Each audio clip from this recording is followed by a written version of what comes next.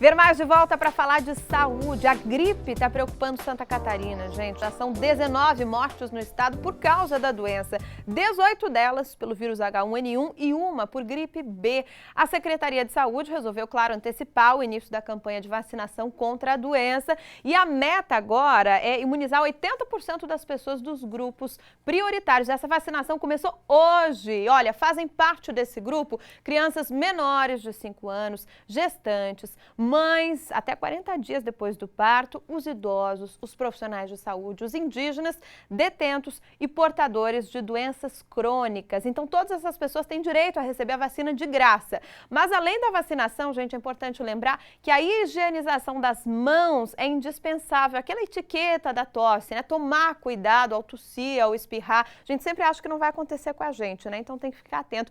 Tem que proteger o rosto com lenço, aqui o antebraço, né? Evitar tocar nos olhos, no nariz, na boca, apertar a mão das pessoas, tem que ter muito cuidado. E claro, álcool em gel é sempre bom ter na bolsa, né?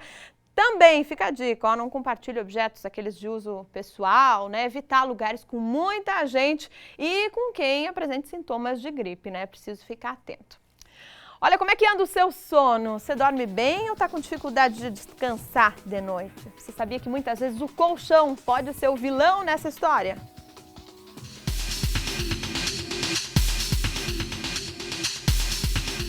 A qualidade do sono não tem a ver só com o número de horas dormidas. Um sono profundo, ainda que breve, pode valer mais do que muitas horas de um sono superficial e cheio de interrupções. Segundo pesquisas do Instituto do Sono, 63% dos brasileiros têm algum problema relacionado ao sono. O aumento da frequência cardíaca, aumenta o estresse, a pessoa tem uma desregulação hormonal. Então tudo isso vai influenciar diretamente na saúde da pessoa. Nós passamos 1/3 da nossa vida deitados no colchão, se recuperando das atividades desgastantes do dia e repondo as energias para o próximo dia. E você sabia que muitas dores lombares, musculares, dor de cabeça ou na nuca são decorrentes de noites mal dormidas? Por isso, é muito importante prestar bem atenção na hora de escolher um novo colchão. Na hora de escolher o colchão ideal, é preciso ficar atento às diferenças e tentar optar por um modelo que vai se adequar melhor às suas necessidades. Cada modelo de colchão, para cada biotipo, realmente é muito importante a pessoa vir até a loja e definir se ela busca mais conforto ou se ela busca mais firmeza. O biotipo físico das pessoas tem uma diferença que muitas vezes não é compatível, digamos assim, o esposo pesa 100 quilos e a esposa pesa 60. É importante você pegar um colchão que ele proporcione a individualidade. Se uma pessoa se movimentar, outra pessoa não sinta reflexo. E para dormir bem, é preciso escolher a posição adequada para o descanso noturno. O pior de todas aí, que é de barriga para baixo. Primeiro porque ela põe a coluna numa posição antifisiológica. A pessoa aumenta demais a curvatura da lombar. Pode aumentar a pressão sobre as articulações interfacetárias da coluna, o que pode gerar algumas disfunções a longo prazo.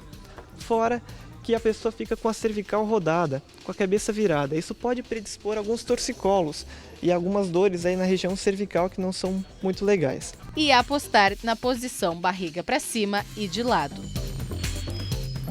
A pessoa consegue apoiar melhor a sua perna, diminuindo a pressão sobre a lombar e, se conseguir aguentar assim por um bom tempo, fazer um rolinho, uma toalhinha ou uma camisa, botar sobre a lombar, mantenha a sua curvatura, sobre a cervical, mantenha a curvatura e é uma das que menor pressão exerce sobre a coluna da pessoa, uma das mais fisiológicas. Outra posição ideal é dormir de lado, mas de preferência com esse travesseiro no meio das pernas? Isso. O travesseiro no meio das pernas mantém o alinhamento da coluna e diminui o contato entre os ossos do joelho.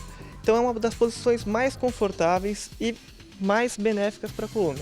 Outro detalhe muito importante é o tamanho do travesseiro nessa posição de lado.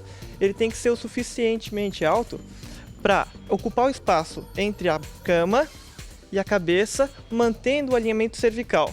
Uma das outras possibilidades é o travesseiro de corpo, em que a pessoa consegue apoiar uma das pernas sobre o travesseiro e a outra pode se manter estendida e ela pode, inclusive, abraçá-lo, mantendo todo o alinhamento sem deixar que a coluna se torça ou rode e mantenha o braço bem apoiado.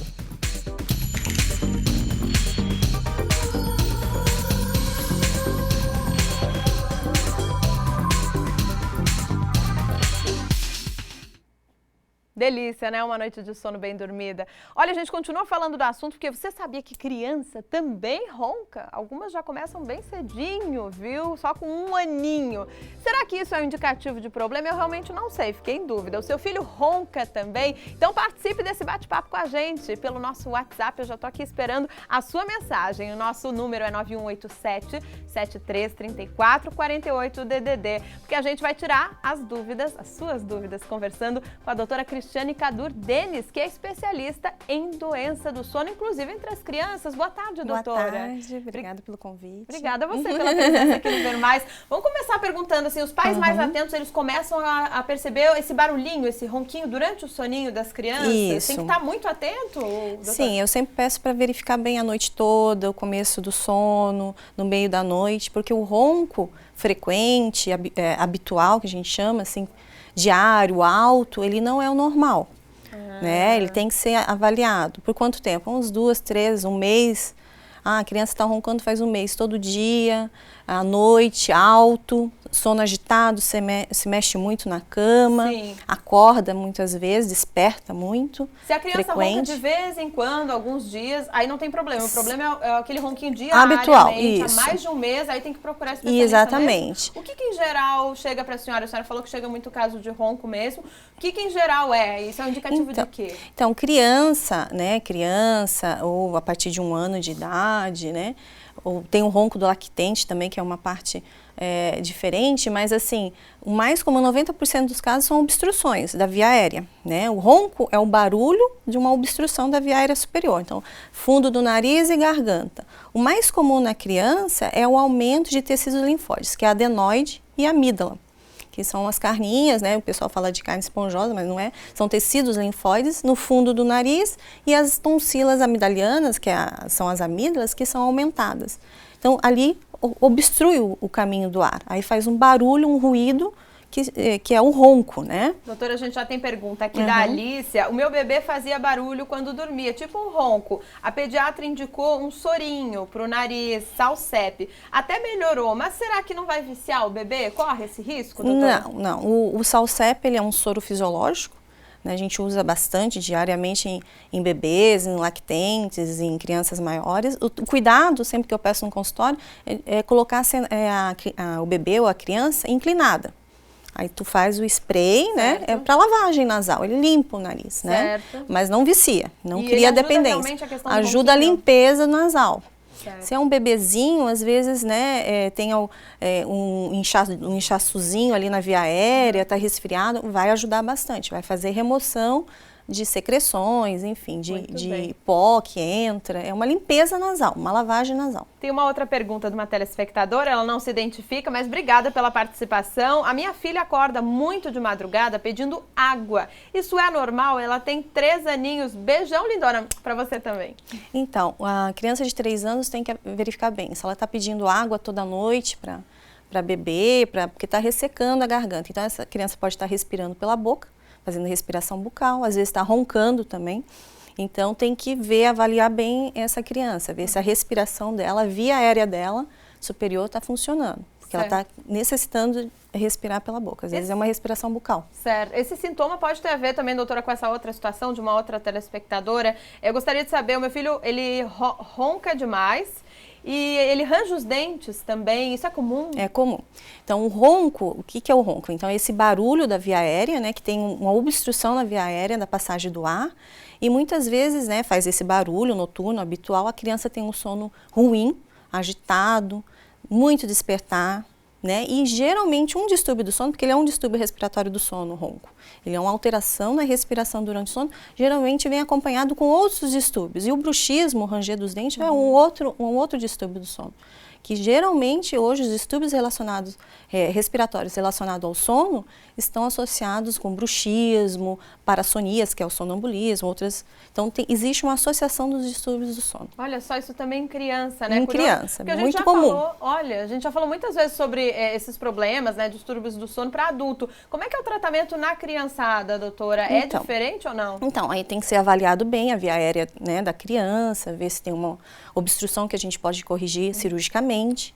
Às vezes tem que fazer o exame do sono, que é a polissonografia, para ver se tem a apneia do sono, que é uma coisa mais grave, né, mais acentuada, que dá alterações de comportamento, alterações de concentração na criança. Então, a apneia é falta de ar, fecha a garganta, fecha o nariz e não entra mais o oxigênio durante o sono. E isso atrapalha o crescimento, né, ocorre alteração de crescimento em criança. Então, tem que ser avaliado bem a via aérea superior. Muito bem. Bom, a gente tem a participação de uma criança aqui com a gente, a Roberta tá mandando, ela tem 11 anos, tá mandando uma mensagem, diz que a mãe dela sempre fala que ela ronca e se mexe muito na cama. Isso é normal? Teria que investigar, né, doutora? Às vezes varia de caso para caso. O quadro clínico é ronco diário, habitual, respiração bucal. Geralmente a mãe fala, tá com um barulho muito alto, que escuta do outro cômodo, né? E sono agitado. A criança se mexe a noite toda. E também tem associação com o ranger dos dentes, né? O ranger dos dentes, o bruxismo também tem associação com o lado emocional também, mas relacionado ao ronco, a gente trata o ronco, melhora, geralmente o ranger melhora. Muito bem, tem uma outra pergunta aqui. O que a gente deve fazer ou observar que já faz mais de 3 meses de ronco da criança? Tem que ser avaliado, porque existe o ronco, é porque está com crise de rinite ou está com resfriado, aquele ronco temporário. Esse tratando já vai sumir. Agora, o ronco persistente, habitual, tem que ser analisado. Em 90% dos casos é um aumento de adenoide de amígdala, que é muito, às vezes é muito obstruído, muito grande, e obstrui a passagem do ar. Aí essas crianças têm indicação cirúrgica, né? E também 95% resolve. Às vezes tem 5 crianças que ainda continuam roncando, tendo apneia, que são casos, né, selecionados que a gente vai tratar de outra forma. Provavelmente deve ser esse caso aqui, ó, de uma telespectadora. Minha filha tem 11 anos, fez cirurgia da adenoide e amígdalas aos 3 aninhos. E hoje ela arranja os dentes quando está dormindo. O que pode ser, doutora? Só o ranger? Só o ranger, ela não falou de ronco. Tem que ver se ela está respirando normal, bem, né? Porque às vezes o tecido linfóide adenoidiano pode retornar a crescer novamente, porque ela tirou muito pequenininha. Não quer dizer que não tenha tirado com indicação, né? E às vezes tenha voltado. Mas se ela não tem queixa de ronco ou nem respiração bucal, às vezes tem que relacionar esse ranger dos dentes, esse bruxismo, com ansiedade na criança, a parte emocional da criança. Pode ter a questão emocional também, porque às vezes a gente fica presa à questão física. Não. Tem muita relação. Tem essas duas coisas. O ranger, o bruxismo do sono, tem doenças respiratórias do sono, que é o ronco e a apneia do sono, e tem a questão de ansiedade na criança emocional. Eu tenho uma bebê de 7 meses, ela ronca de vez em quando e se engasga. Isso é normal, né? Tem que ficar atento só, né? Provavelmente, né, doutora? Então, os roncos, né, no lactente, né, no bebezinho que mama, 7 meses já tem alimentação também, mas essas crianças têm que ter um cuidado maior, porque elas têm a via aérea mais estreita, né? O ronco pode ser por uma obstrução da via aérea, tem que dar uma olhada. Se não é frequente, tudo bem, mas esses engasgos tem que acompanhar, né? Tem que ficar em vigilância, às vezes engasgo com alimento líquido, alimento sólido, tem que ver o tamanho da via aérea, amígdala, não é muito comum ao 7º mês, mas tem criança que tem aumento de amígdala, aumento da adenoide, que atrapalha na deglutição também. E às vezes mas tem que avaliar, né? Essa avaliação. Às vezes a gente acha que é tão comum, né, doutora? A coisa, olha só, a Laura tá contando aqui que o irmão dela ronca muito durante a noite. Desde os 3 anos de idade, ele tá com 8 anos, ou seja, já passaram-se aí 5 anos e ela disse que ainda não parou. Provavelmente não vai parar se não for investigado. Isso, o ronco na infância hoje, a gente tem que tratar todo aquele ronco habitual, né? Porque isso vai prevenir o adulto roncador.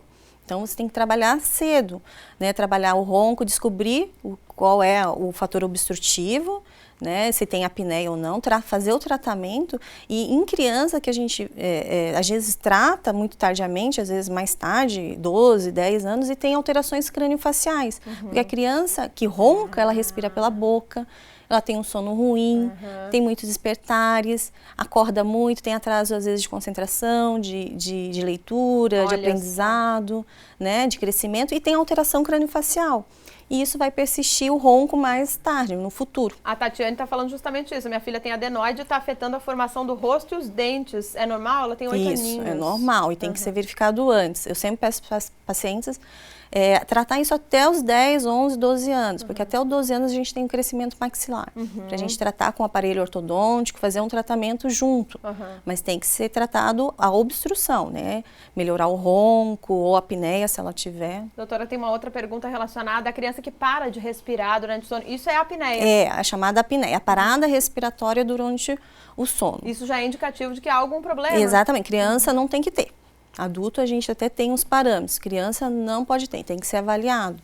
Que isso aí é uma gravidade para a criança, né? A gente pode ter até, assim, na verdade não precisa não ter nenhuma. A gente tem um limite até 1 por hora. Muito bem. Mas a partir disso já é uma doença que a gente chama de apneia do sono. Muito bem. Doutora, a gente agradece a sua presença aqui no Ver Mais. Tem muitas perguntas, infelizmente eu não vai conseguir responder todas. Sim, mas sim. com certeza você já conseguiu sanar aí algumas dúvidas. Então, sim. Esse pessoalzinho pequenininho que anda roncando tem que procurar ajuda mesmo. É importante. Obrigada, Tá, viu, pela sua presença. E um beijo grande para Tereza, da Colônia Santana, e a filhota Manu, que sempre nos acompanham aqui.